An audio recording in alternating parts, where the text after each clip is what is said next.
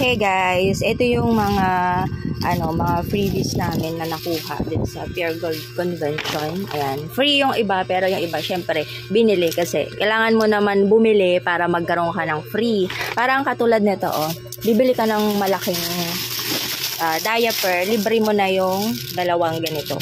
Tapos sa sigarilyo, bibili ka ng mga 5 rim, ay libre ka ng mga dalawang kaha, libre kang damit. So, kailangan mong bumili para nagkaroon ka ng freebies.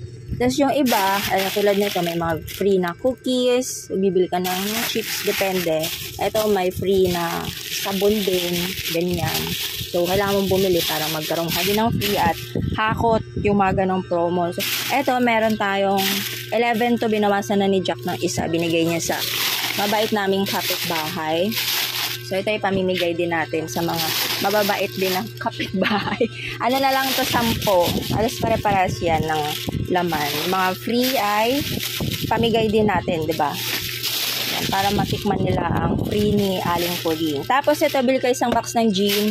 May free ka na damit. Pero, naubusan na kasi sila ng damit. Kaya, ito yung binigay, Ayan. Tapos, may pitchil pa.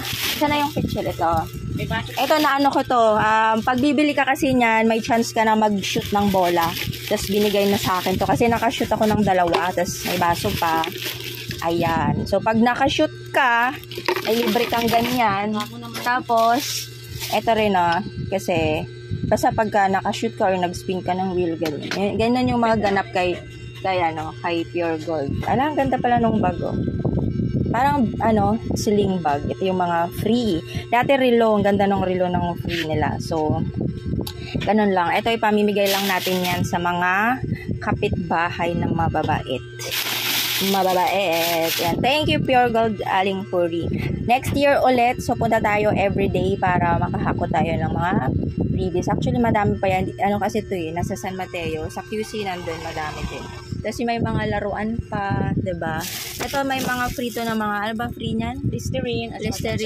Sabon. Oo, tapos ito yung, katol, free niya yung madaming ganito, free na, off lotion tsaka kape.